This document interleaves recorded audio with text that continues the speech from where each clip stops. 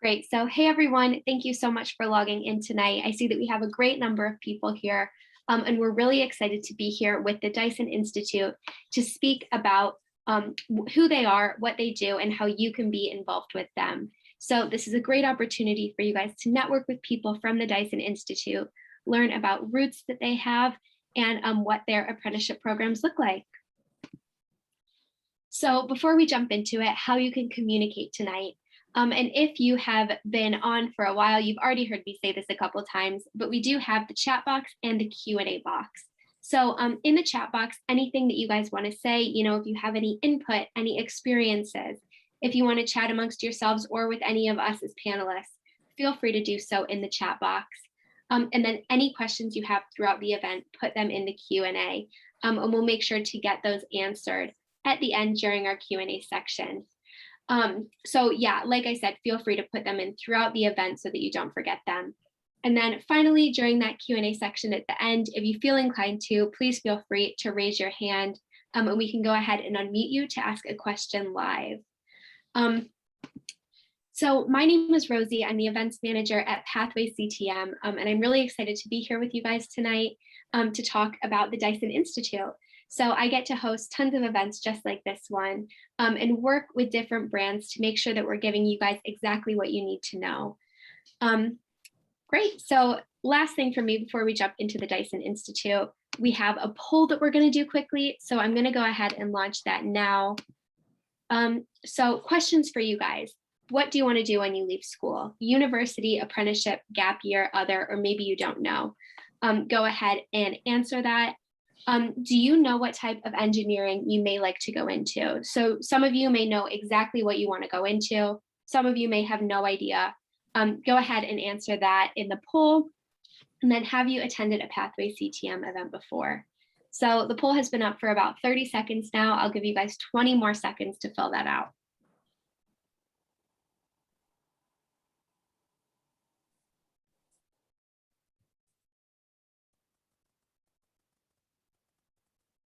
Great, 10 more seconds, you guys.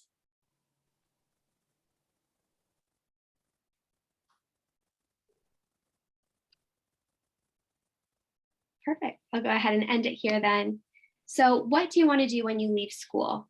About 57% of you said university, 22% apprenticeship, one of you wants to do a gap year, and then 19% of you don't know. So you guys are in the right place. You're going to hear all about different routes with the Dyson Institute tonight. So do you know what type of engineering you may like to go into? So this is really split. So some of you do know exactly what you want to go into. Some of you kind of know what you're interested in. Others of you know that you want to go into engineering, but no idea what you want to do. So once again, you're in the right place tonight. You'll hear about different routes and different opportunities. And then, have you attended a Pathway CTM event before? Most of you have not. I'll go ahead and put that link in the chat box once again for you guys to sign up to our program. And then last thing, if you guys do stay on for the entire event tonight, I will be emailing you a Pathway badge within the next week. So these Pathway badges you can put on your LinkedIn, on your CVs, and you will be able to show that to people when you're applying for roles, when you're applying for university, just to show that you took time out of your evening to learn more about your future and really invest in your future. So make sure you stay on until the end to earn that Pathway badge. So now we're going to go ahead and introduce Alice. Hi, thanks Rosie. So just to introduce myself, my name is Alice and I'm the Recruitment and Admissions Manager at the Dyson Institute. I also have two of our undergraduates with me this evening, so Dominic and Nabila, and I'll be asking them to introduce themselves a little bit later on sort of in the session.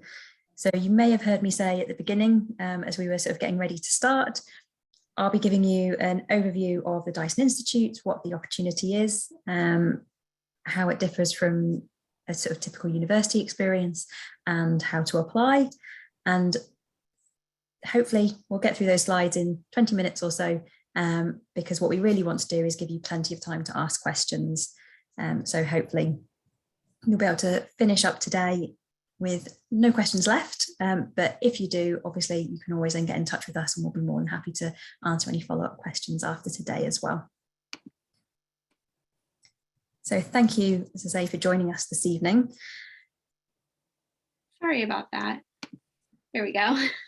No problem. So we are breaking down who we are, and so I'll give you a little bit of an overview of who we are and what the programme entails. So the degree part of the programme, the career, so starting your role as an engineer at Dyson, what the whole experience looks like beyond studying and working, how to apply, and then, as I said, over to questions. So to start off with, the Dyson Institute actually opened their doors, or our doors, in 2017, and we opened initially in partnership with the University of Warwick, offering the general engineering degree apprenticeship. But the aspiration was always to be a standalone independent higher education institution, and we went through a very rigorous process and were awarded degree awarding powers last year. So the students that joined us in September, just a couple of months ago, were the first students to join us at the Dyson Institute on a Dyson Institute degree awarded programme and apprenticeship. So what does that mean? It just means that those that come through the programme now will be graduating from the Dyson Institute. The sort of overarching programme is a BEng engineering degree apprenticeship programme. You will also be working as an engineer within Dyson, and we feel we do offer a really unique student experience, even compared to other degree apprenticeships that you might be looking at, and I'll cover some of that as we go through. And you'll be earning a salary and not having to pay tuition fees throughout the 4-year programme. Yeah, so Alice, that is really huge for students nowadays, because university fees are only getting higher.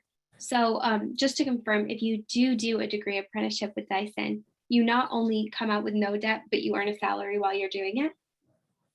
Yeah, absolutely. We obviously can't make promises because we don't know what people spend on in their own time, but absolutely, it's entirely possible to graduate without any debt. Yeah, guys, really keep that in mind when you're thinking about what to do after school. I know a lot of you said, you wanted to go to university, which is a great option for some people. But for other people, maybe a degree apprenticeship might be the better option for you. So just to give you a little bit more of an overview of how the programme is structured. So as well as the BEng in engineering degree that you'll be studying, you are also studying for a level 6 product design and development engineer apprenticeship standard alongside that. So what does that really mean? So you'll be studying for that engineering degree. So you'll have your lectures and tutorials and labs all concentrated around your degree programme. And you'll be applying that knowledge in the workplace. So in those engineering teams that you're working in across Dyson. And you'll be developing professional skills in the workplace organically, but also you'll be following sort of professional development programs. So doing things like technical skills training, like learning how to use CAD or technical drawing, and that will be built out throughout the 4-year programme as well. You'll obviously be supported, and we'll go into a little bit more detail around what student support looks like at the Dyson Institute later. But over those elements, you'll be developing the knowledge, skills and behaviours that you need to achieve the degree apprenticeship and the apprenticeship standards specifically. So you'll have a logbook that you'll be contributing to over those 4 years. And at the end of the 4-year programme, you'll do an endpoint assessment, which achieves you the apprenticeship element of the degree apprenticeship, as well as all of your academic study, which will have gone into obtaining the degree programme itself as well. So you'll be graduating with 2 qualifications, the BEng engineering degree and your apprenticeship qualification. Oh, that's really cool. So a degree, it's a career and an experience. And hopefully over the course of the next 15 minutes, you'll get a sense of why that's different.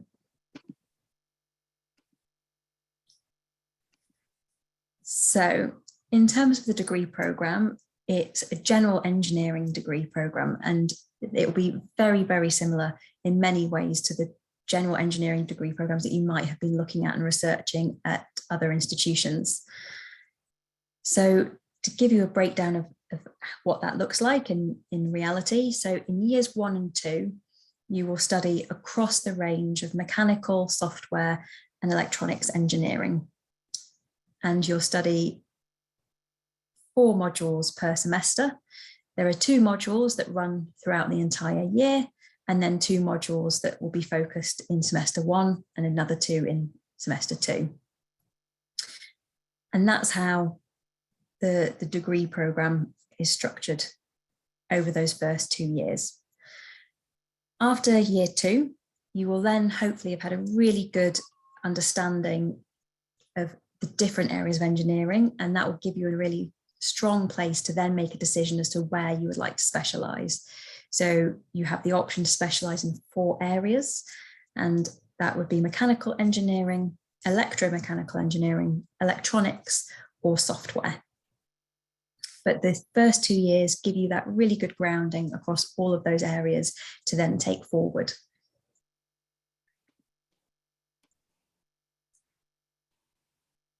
In terms of the career, you spend 3 days a week in Dyson. So 2 days a week are spent studying, and all of that studying takes place on campus at the Dyson Institute, which is based at Dyson's campus in Malmesbury.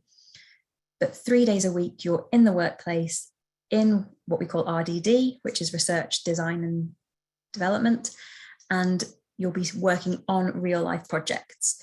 So that's, I think, the biggest thing we get asked is, will I just be shadowing? Will I be the one making the tea? Will I be working on real projects, or will I just be set like a fake project by the Dyson engineers? You are absolutely in the workplace working on real projects, and you are a member of that team, and they'll be looking for you to contribute to that team. Nabila and Dominic will be able to tell you a little bit about their experiences in the workplace and bring that to life a little bit more.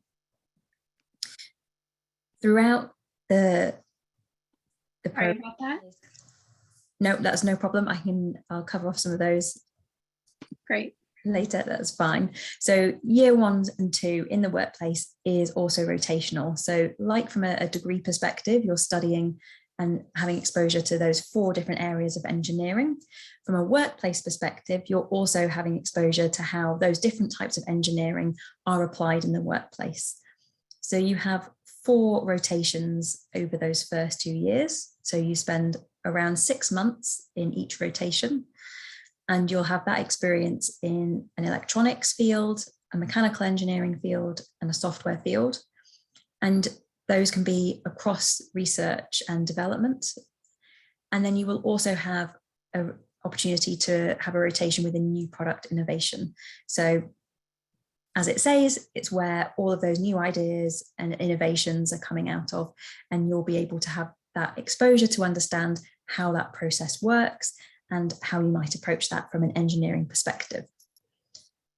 At the end of year 2, having had experience across sort of 4 different areas of the business, you'll then also specialize and choose which specialism you would like to focus on in years 3 and 4. So at the end of year 2, not only are you choosing your specialism from a degree perspective and what you would like to study, you're also choosing that from a workplace perspective as well. I mentioned at the beginning, there's also a real emphasis on professional development. So obviously this is something that you'll be naturally developing, being in the workplace 3 days a week, but you're also supported to develop really key skills that all employers are looking for, whether that's for an engineering role or beyond. So you'll have opportunities to develop these skills through workshops, talks, lectures, and there's also over summer a program called Summer Series. So this runs for roughly 2 months when you don't have academic teaching, and that's focused on having a group project and a specific project that you're working on as a team that is something outside of the normal workplace. So we've had a huge range of projects. So we've had projects around sustainability and beekeeping, but again, still applying your engineering principles, but to something a little bit different. That's great. So while you're doing that, you're kind of gaining the experience and the education that you need, obviously, toward your degree and your apprenticeship. But then you also get the opportunity to kind of branch out of that world, and still use the skills, but do something a little bit different. Yeah, so that's a really cool part of this program.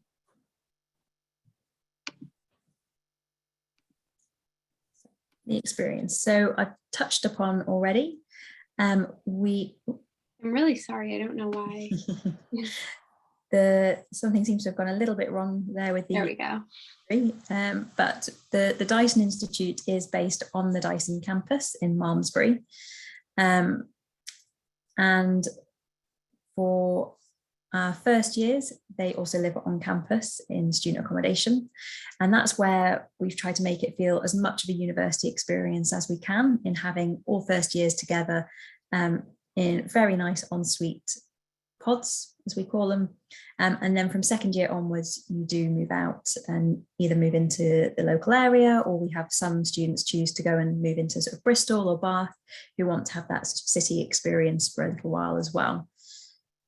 The Dyson Institute has its own dedicated teaching spaces and base within the Dyson campus.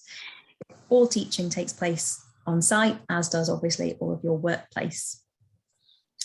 In saying that, we do have a campus called Lavington, which is just 10 minutes down the road from Malmesbury.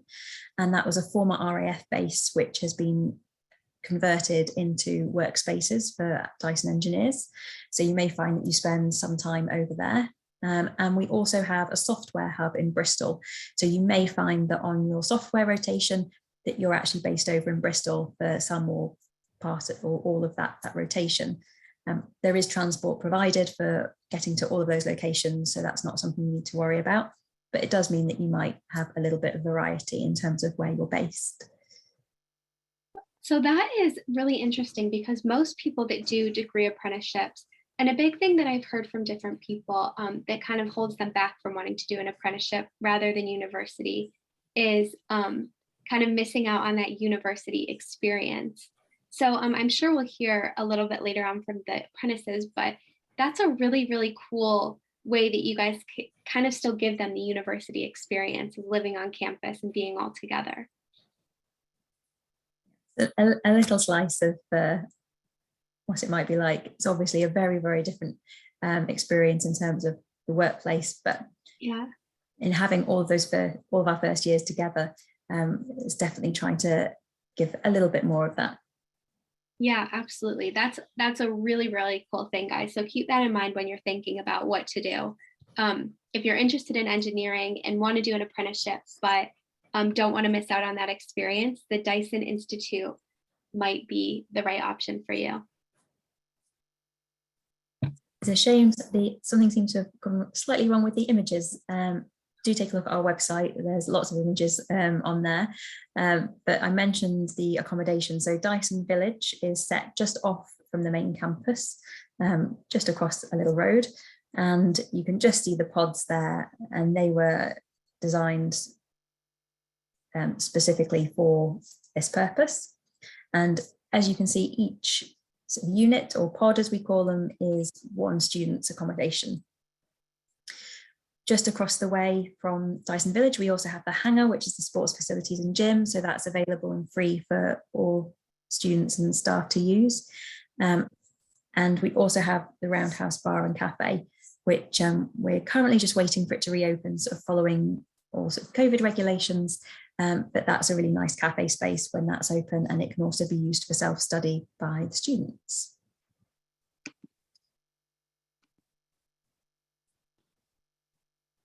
So I'm not going to talk too much to these slides, because the undergraduates with me today will be able to put this in a much better context.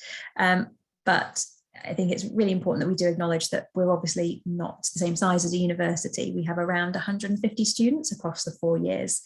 So we will be very honest and say you don't have the same level of student societies and events and activities.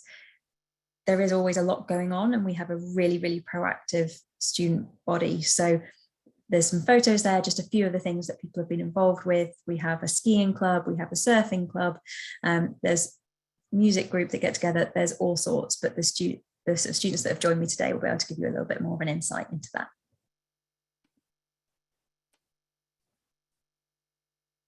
So something that we feel does really sort of stand out in terms of how we are different is the student support that we offer. And we are really, really aware that a program like this is challenging. We'll be the first to admit that. You're studying a degree, you're trying to work, you're a professional for the first time, as well as studying at degree level. It's not an easy option to take, but we've put a huge amount of sort of support in place to help you navigate that journey. So when you're on your rotations in the workplace, you have your line manager, but you also have a technical engineer from the Dyson Institute who can help you navigate that change between workplace and study. You also have an apprenticeship tutor who again will support you with your apprenticeship side of things and ensuring that you're keeping things like your logbook up to date, but can also help and support you from a work sort of perspective. At the Dyson Institute, we have obviously our own lecturing team, but as I mentioned, we've got around 150 students and a full academic team to support you. The advantage there is you will absolutely get to know your lecturers on a much closer basis than you may be if you were, say, at university on a course with 300 other students in 1 year. Our lecturers sit out in the Dyson Institute space. They're available if you want to have a chat, if you want to check something. They're absolutely there to support you alongside the technical engineer who can also support you from that sort of study and application perspective. We also offer a student support advisor, and there is one student support advisor per year group. So you'll meet with your student support advisor roughly once a month, but you can meet them more often if you want to. And they will be there to help you navigate all of the experiences that you have and support and coach you through any challenges you're facing, or just someone to be there to listen to you and have a conversation. If it's sort of ever deemed necessary, we also work very closely with external support parties as well. So we have Bupa Healthcare as part of your employment at Dyson, and we also work very closely with the Wiltshire Psychology Service. So if there is something that you're finding particularly challenging, or you have a mental health issue that sort of giving you a bit of cause for concern, then we also will work very closely and refer you for sort of specialist help if we think that's what's needed. And last but absolutely not least, your year group and the peer support that you have available to you. The advantage of being a sort of small year group of around 40 is that quite genuinely you will get to know your entire year group, but not just that, you'll get to know the years above you as well. As I say, there's around 150 across all 4 years, which is smaller than some entire year groups at some institutions. And there's a really supportive environment there. But again, I will let the undergrads talk a little bit more about that. So we were to bring that to life a little bit more. I think I've touched on all of those. Yeah. A few more pictures. So the Undergraduate Experience Committee have also been set up, and they will organise a lot of the activities, but they also work as a more formal feedback mechanism between our undergraduates and the Dyson Institute. And that's something that we are really, really passionate about, because we want to ensure that this programme and this experience is the best it possibly can be, and also is meeting your expectations. So having that really formal feedback process is really important to us, so that we can adapt and develop the programme based on your feedback. And that's something that sort of comes through year on year. So just to touch on applying, and if you have already sort of had a look at us, you might be aware that applications are open now for next September, and we do have quite a short application window. So our applications close on the 21st, so that's just a week on Sunday, and it is quite different to applying for university. So we ask for an online application form, which is linked off our website, and for that there's a range of personal information that we collect from you, your sort of basics like contact details, but also what you're studying, what your predicted grades are, and also we ask for a personal statement. So you can absolutely use your personal statement if you are applying to university and you've been preparing or have already prepared and submitted that application. You can absolutely use that personal statement as a basis, but we would really ask you to tailor that to us. We'll be looking for you to let us know why you're interested in a degree apprenticeship, why you think that's a good fit for you and how you learn, and why you're interested specifically in the Dyson Institute. But as I say, you can absolutely use what you already have as a starting point, so hopefully it won't take too long. Following application, the next stage is online assessments, and we do 3 assessments, which is a numerical analysis, diagrammatic analysis, and personality-based questionnaire. And if you reach that stage, we will also send out information on how to prepare for those. All of the assessments in total take about an hour. And if you meet those requirements, you would then go through to the 3rd stage, which is telephone interview. And this is really where we want to find out a little bit more about you, why you're interested in the programme, why you think you have the skills that would enable you to be successful, and really understand that motivation. Why you're interested in engineering and why does this programme appeal to you? The final stage, all being well, is an assessment day, which is at our campus in Malmesbury. And the assessment day is incorporated of sort of 2 halves. We have a technical interview and a group assessment. And those 2 activities will be the final assessments as part of the process. But this is also our sort of equivalent of an open day. Because of the level of security at Dyson, we unfortunately can't open the doors and do physical open days. Obviously, COVID has also impacted those types of activities, but because of the security on campus, it's not something we're able to do anyway. So that means for the assessment day, we also give you a little bit more information about the programme. You have lots of opportunities to chat to our current undergraduates, the academic team, some of the Dyson line managers. We'll give you tours of campus and the accommodation so that you can go away from that day also feeling like you've got all of the information you need to make the decision as to whether this is the right fit for you as well. Great, perfect. So just to sort of recap, I'm going to start from the bottom upwards. Applications are open now and we close on the 21st of November. And the entry requirements for this September are AAB at A-level. So we look for an A in maths, an A in a STEM subject. And if you're not sure if your subject is considered a STEM subject, we do list what those are on our website. And then you just need a B in a 3rd subject, and that can be any subject of your choice. We often get asked if we have a preference. Do applicants who have 2 STEM subjects, are they treated more favourably? It's not the case at all. We are just looking for the A in maths, an A in a STEM, and a B in a 3rd subject. We do also accept other qualifications. So if you're not studying A-levels, then we do accept a really wide range. Again, there's more details on our website. We break down what that looks like for all the different types of qualification. And just to recap, at the end of the programme, you would graduate with a B.Eng engineering degree apprenticeship. And that would also include the level 6 product design and development engineer apprenticeship standard. Great. So you guys, if you don't hear anything else tonight, make sure you hear this if you're interested in the Dyson Institute. Applications close for next year on the 21st of November, so next Sunday. So make sure to get those applications in ASAP. And if you have any questions about them, now's your chance to ask. So before we jump into the Q&A section, Alice, if you're done, we're going to go ahead and introduce our panelists. Yeah, absolutely. Great, perfect. So our panelists tonight are Dominic and Nabila. Hi guys, if you guys just want to go ahead and introduce yourselves, speak a little bit about who you are, what your role is, why you chose a degree apprenticeship, and any advice for the students on today.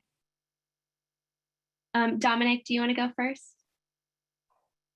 Yeah, hello. My name's Dominic. I'm a year 2 at the Institute. So I've been here for a year and bit now. For my A levels, I did physics, maths, further maths, and biology, just because I like biology. But I did the others because I wanted to do engineering or something along those lines. I didn't quite know back then. But yeah, I did those subjects, and I chose engineering just because I quite like problem solving. I don't know, it's in my blood. I just like getting a problem and doing it. But yeah, and I really wanted to do a general degree, and I was looking everywhere for a general degree because I had no clue what type of engineering I wanted to do yet. And then my dad actually stumbled across the institute in, I think, the Times newspaper, mentioned it to me. I had a look at it and I fell in love with it. And now I'm here. But yeah, I chose the institute specifically because of what it had compared to other apprenticeships. I saw that others didn't have too much of a experience to them. So you might have the work experience and a degree, but there wasn't like a campus like you have in year one. And there weren't all the social events that are put on that I do weekly. They are great and they make the experience a lot better than your usual degree apprenticeship. But yeah, that's me. Great, perfect. Thanks, Dominic. And Nabila, do you want to go ahead and introduce yourself? Hi, I'm Nabila. I'm a first year, so I joined the Dyson Institute. It was our 2-month anniversary yesterday, actually. And I did maths, physics, further maths, chemistry, and an EPQ at A level. So all like very engineering-y things. And then I did chemistry because I was maybe considering going into chemical engineering, and you need it for Chem Eng. As for why I picked engineering, I went to like a societies fair at school in about, I think it was year 9, and the teacher said to me, "Oh, Nabila, you should come join this club. It's a STEM club. We're making your hair air balloon. You like STEM, don't you?" And at this point, I sort of liked everything in school. So I was like, yeah, you know what? I do like STEM. And I think it was just that teacher that gave me the inspiration to follow STEM. I've always really enjoyed maths. And then I picked engineering because I like science as well. And then with engineering, it sort of delayed my decision of what I need to specialize in, because you do a bit of maths, you do a bit of science, you do like electronics, coding, computer science stuff as well. And as for why I picked the Dyson Institute, I think there were a couple, sort of like 2 main reasons. The first one was that it's a general engineering degree, so you get to sort of try out everything, and that's what I wanted to do. All of the unis that I applied to in UCAS, I applied for mainly general engineering degrees, or if the uni that I wanted to go to didn't offer a general engineering degree, I went for mechanical because that's like the most general. And also, because the Dyson Institute is so small, there's only 150 students, the level of support that you get is just on another level. Like everyone knows each other. It's like a really small little community. It's got a really nice feel to it. And everyone's so nice, so helpful. You can just go and talk to any of the staff if you have any concerns, or if there's any like events you want to do, any ideas you have. Everyone's just so open to like listening to students.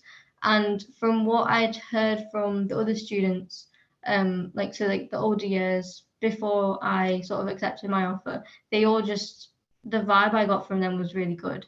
So that's why I picked the Dyson Institute. Great, thanks so much, Nabila. And you guys, we do have quite a few questions, but before we jump into those, I just want to hear from both of you. What is your favorite thing about the Dyson Institute after being there? I know, Nabila, you've only been there for a few months, but about your time so far there. So Dominic, if you want to go first. Yeah, I'd say the impact that students have on everything. We run a lot of the social events, and we can put on what we like. We have a whole, like, essentially a student council that can make change if they need to, and we elect them every year. And it's very tailored. So if you want something to happen, then it's most likely you can make it happen. So you can make it what you want to be. Great, thanks. And Nabila, how about you? For me, it's the sort of like community feel, because I remember when we first got here and in some of the like pre-joining talks, they talked about how the Dyson Institute was like a family. And at the time I was like, ouch, like that's a bit cringe. But it's actually true. Like the Dyson Institute is actually like a family. Everyone looks out for each other, like all the old years. They'll all look out for the younger years, and like if you need any help, you can just go ask them. You can ask any of the staff. Like all the staff sit at desks like right next to the lecture theatres. So if you have like any issues, it's so easy to just go and talk to them. Whereas if you were at a different uni, then like going through the whole process of finding people would be a lot harder. So for me, it would be the fact that it's so small and everyone knows each other and it's a really nice community. Great. And that's so important when you kind of move away from home. Maybe you're living with someone that you've never met before. That's a really important thing that, universities are huge. You may not feel that, but the Dyson Institute being so small, it sounds like that's a great part of it. Great. So thank you guys for introducing yourselves. And you guys, any questions for Dominic or Nabila, put them in the Q&A box right now, as we are ready to move on to our Q&A section. So if you have questions for a specific person, make sure to put their name in the question so that we know exactly who you're asking. But why don't we jump into it? Are you guys ready? Great. So Nabila, I know you just mentioned that at the Dyson Institute, you learn about all kinds of engineering. And Alice, this question actually might be best for you. Do you learn about aerospace engineering at the Dyson Institute? So there isn't any sort of specific aerospace content, I guess, in that respect. But that said, there is general engineering content that would be transferable to aerospace, if that makes sense. We would be really honest and say if someone already knew really, really clearly that they wanted to pursue a career within aerospace engineering, why study a general engineering degree program at this stage? Like if you have already done your research and you know it really clearly, then it'd be sort of hard to not go down that specialized route from day one. But if you're still sort of debating which area you would like to go into, having a general engineering bachelor's is obviously still a really good sort of launch pad to then specialize. Yeah, so if you know you want to do it, maybe do something else. But if that's just interesting to you, maybe a more generalized engineering degree may be the best, and then you can move on to specialization. Great. So what do opportunities look like after you leave the Dyson Institute? And Alice, this may be best for you again. Yeah, so in terms of the program, if you perform well and you graduate with a 2-1 or above, then you're guaranteed a job offer with Dyson. The sort of, I guess, one of the differences, you're not actually tied in. So if at the end of 4 years you don't want to stay at Dyson, you don't have to. There's no kind of clauses there or anything. You can just go and pursue something else. If you want to pursue, sort of, for example, postgraduate study, that's not something that we currently offer, but the professional development team would absolutely support you in your research to pursue that, would support you in terms of your applications as well, if postgrad study was something you say wanted to do. And regardless, there is support for you in making those career choices and decisions and equipping you with the skills and knowledge you need if you do then want to look at opportunities outside of Dyson afterwards as well. Great, thank you. Next question, and it does look like we have a few for you in a row, Alice, so let's just stick with you for a minute. How much is the on-site accommodation for the first year? So that's £550 per month, and that is deducted directly from your salary, and that includes your bills for the accommodation as well, so you don't have to worry about anything. Right. And just to kind of tag on to that, do you live with someone else? So each individual pod is standalone. You can just see a little bit of it in Nabila's background there. And you have your own bathroom, but you then have shared kitchen facilities. Great, perfect, thank you. So is a cover letter expected to come along with a CV when applying? No, just the CV and the personal statement. Great, perfect. And then last one here for you, and then I'll move on to a few for the apprentices, is maths. And I believe you did say this, but just to reiterate, is maths a non-negotiable requirement? It is, yeah. Maths A level is a requirement, but for those, I think I saw a question there asking around further maths and things. If you have physics or if you have further maths, you obviously will have some more of the content needed for the sort of modules you're studying, but neither are a requirement. So you are given the support that you need to pursue the engineering degree if you don't have further maths or physics. Perfect, thank you. So Nabila, I see that you may have started answering this. So this may be best for you. If you don't do further maths as an A level, would you be at a disadvantage during the degree course? It's not essential, so it's definitely really helpful. If you can do further maths, then definitely do it, because it will help you a lot. But if you haven't done further maths, don't feel like you can't apply, because it is possible, but it will just make your life a lot easier if you have done further maths. Great, perfect, thank you.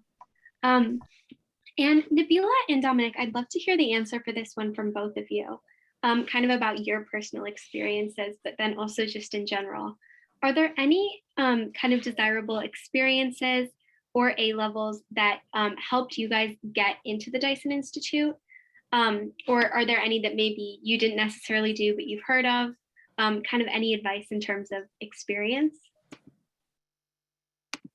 Nabila, do you want to go first? Yeah, sure. So for me, because I decided quite early on that I wanted to do STEM because I enjoyed engineering and maths and design tech and that sort of thing. I've been sort of building an engineering CV for quite a few years, so I've done a lot of work experience. I've done some like engineering residential courses at unis. There's a program called Inspire run by the EDT, which is the Engineering Development Trust. They have Inspire, which is for like 16-year-olds, and then Head Start, which is for 18-year-olds. So doing some of those will really like boost your application. And I would also say what really helped me was just going onto LinkedIn and finding degree apprentices, so like finding Dyson Institute degree apprentices. And then I just found one and messaged her and asked her for some advice on the application, and then she was able to give me some tips. So I think that would really help as well. Great, thanks. Yeah, you guys, if you don't have a LinkedIn, that's a great way. No matter what you want to do once you leave school, LinkedIn is a great way to connect with different people and kind of network while you're still in school. So definitely take advantage of that if you have one, or make one if you don't. And Dominic, how about you? Yeah, so academically, most of it's already been covered. Further maths, not a requirement, but it helps a bit. But we cover everything again first year. But a weird one, I'd say have hobbies. It's like a lot of people, a lot of students, like my friends here, they do like interesting crafts and like make little projects, like I don't know, making computers or making little mechanical things that fix something in their life. And it's something to talk about, and the skills that you just develop naturally from like problem solving and making things like that will be very useful in the workplace and academically. Yeah, absolutely. Thanks. And you can put things like that. They don't necessarily have to be direct work experience. You can put things like that on an application and a CV, can't you? Yeah. Great. I would add to that as well, just to say that we're very aware that Nabila mentioned some really great programs that are fantastic and offer a great opportunity to understand more about engineering or university. We are very, very aware that not everyone has those opportunities available to them. So please don't feel that if you haven't got those, that your application wouldn't be considered.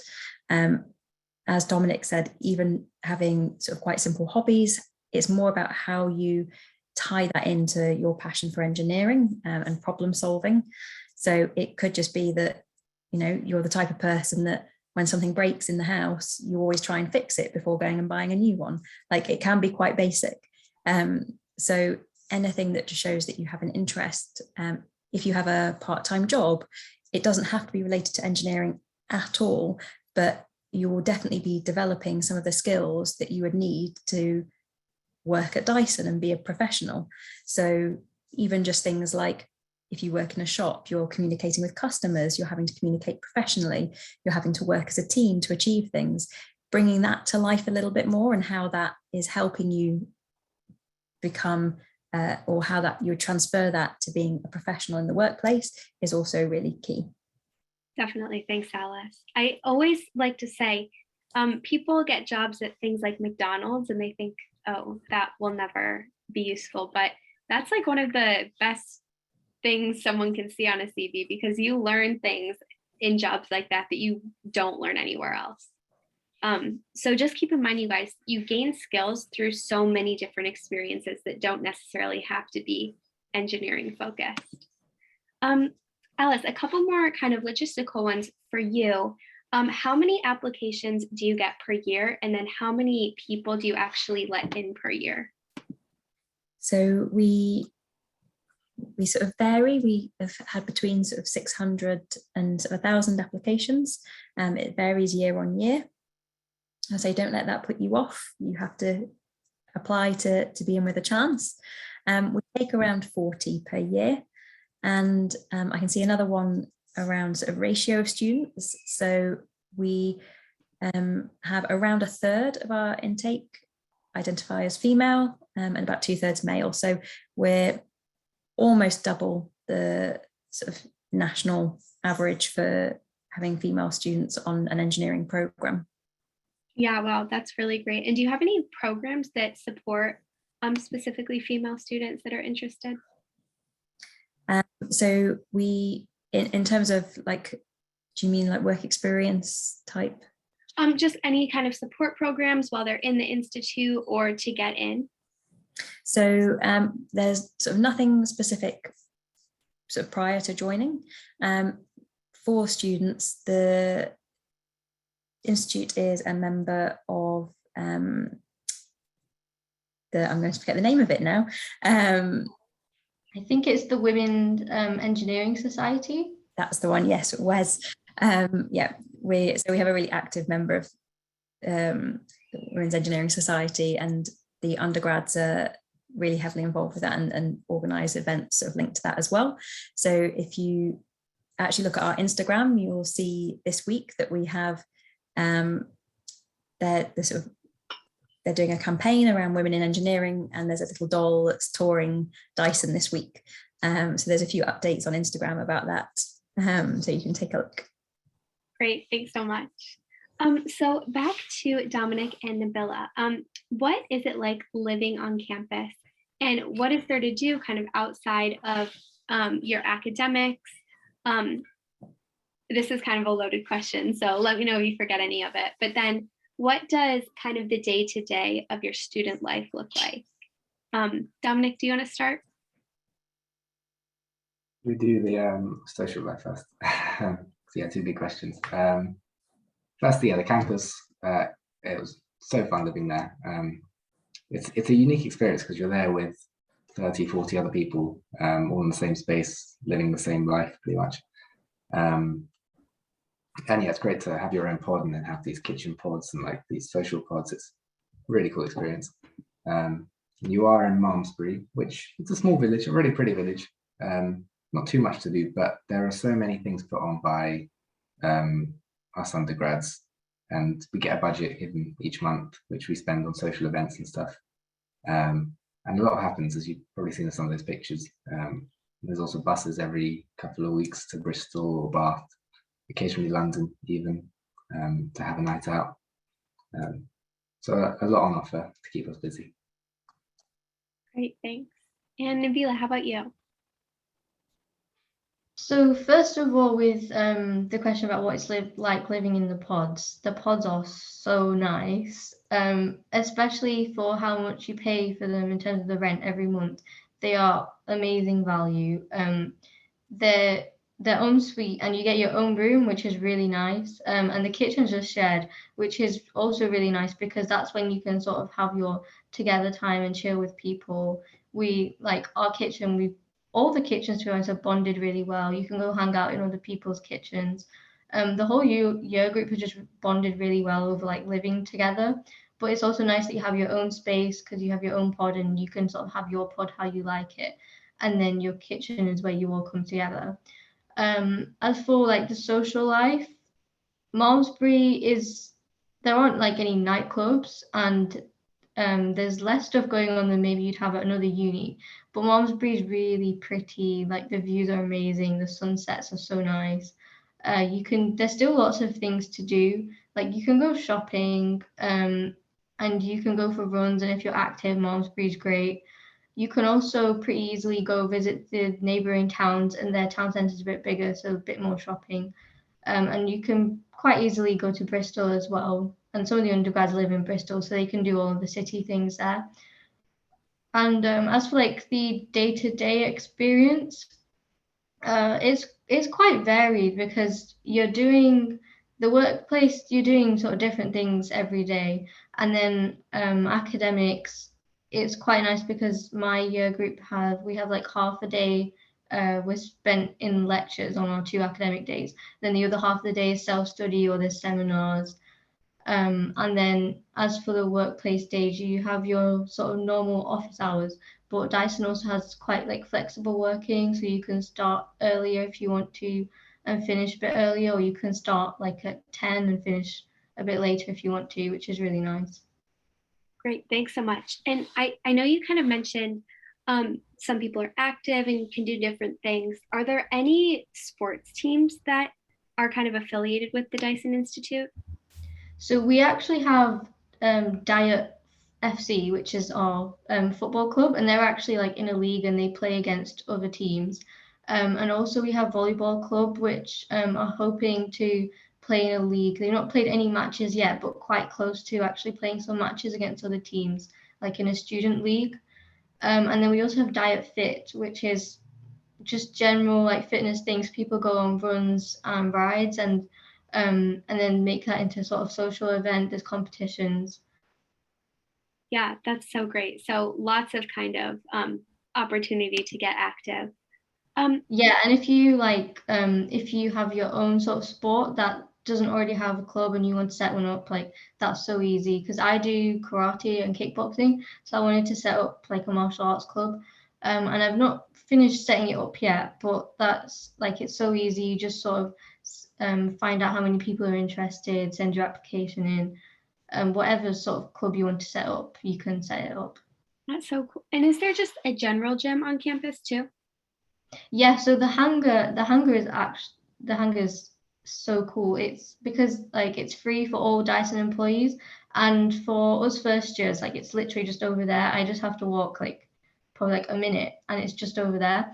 So it's really, really easy to get to, and also really easy to book. You just go online and book your slot. They do loads of classes as well, so they have a pretty like packed timetable, and it's really, really popular with Dyson Institute students. I know most people go. That's so good. And a few questions actually about the athletics there. Is there a basketball court? We do have, yeah, I think, yeah, we do have basketball hoops, and half of the hangar is for playing team sports. So, yeah, you'd definitely be able to play basketball there. Great, thanks. So another question for you guys, Dominic and Nabila.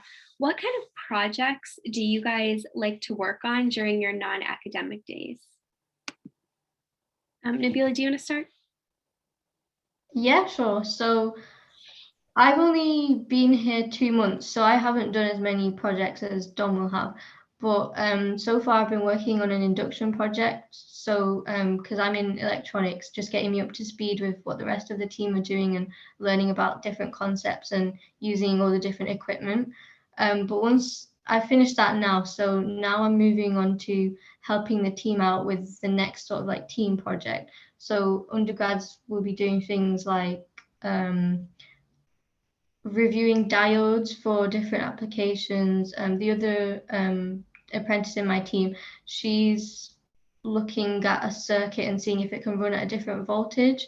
And then other people I've talked to in my year, they're designing motor test rigs. Someone's designing a completely new motor, I think. And then also learning how to sort of do the cloud side of things as well. So there's a massive variety, and you do get to work on real projects that will actually really help your team out. Yeah, that's fantastic. Thanks. And Dominic, how about you? Yeah, projects outside of academics and works. Some people do have their little things going on, but as I find myself too busy to like do something like that. But yeah, because we also have summer series, which was briefly mentioned, which is just we do a project that we want, based on a rough idea, but we're pretty free to do our own things, and it's just over the summer we have loads of time to like build this thing or make this project or yeah, do what we want. And yeah, in the workplace, as Nabila mentioned, there's so many things going on. Everyone's doing something different, and it's really, really cool to actually be working on something that's going to go into the next product. So really, like last year, at the beginning of last year, I worked on the laser that was on the new attachment, and to see that like on shelves now, I can be like, I made that. Well, I didn't make it, but I designed a certain little tiny thing of it. But yeah, really, really cool projects that do go on. A lot that we can't talk about with friends, but well, that's even cooler sometimes. Yeah, great. Thanks so much. So last question before we wrap up here, and if you guys want to answer other questions kind of by typing, there's only a few left. But Alice, I think that this would be best for you. How do exams work for each year of study, and how would it affect the next years of your education? I think you're on mute, Alice. I am, thank you. It depends on the module. So usually there are exams at the end of each module, and you do need to pass your exams to progress onto the next stage. If for any reason you don't sort of pass the exam, you do get the opportunity to retake. But it's quite typical to sort of a normal university experience in that respect. Depending on the module, there is obviously coursework and things that run alongside that as well. But on our website, you can download the module guide, and it breaks down for each module how it's assessed, and sort of the weighting, if you are interested in kind of exactly how much is coursework and exam for each one. Great. Thanks so much, Alice. So you guys, thank you so much for all of these questions. Really, really, really great questions today. I see we have a question on LinkedIn profiles. So Allison, maybe you want to answer that by typing it out. Great. So last slide here, you can register your interest. Alice, do you want to speak on this quickly? Yeah, absolutely. I was about to type it in the message. It's there. So I was going to say, if you do have any questions, the best thing to do is to send us an email at admissions@dysoninstitute.com, and we'll be happy to answer any questions you've got. We also have an online chat function on our website that's live during the day, if you have sort of quick questions. As Nabila said, if you wanted to reach out specifically to an undergraduate, then you can do that, and you can search on LinkedIn just for undergraduate engineers at Dyson, and reach out to any of them. But if you email us as well, we can always put you in touch, sort of, or let you know when we're running the next event to enable you to sort of come and have a chat and ask questions. Great, perfect. Thanks so much, Alice. And thank you guys so much for being here tonight to speak on the Dyson Institute and really give everyone a greater understanding of what you guys do.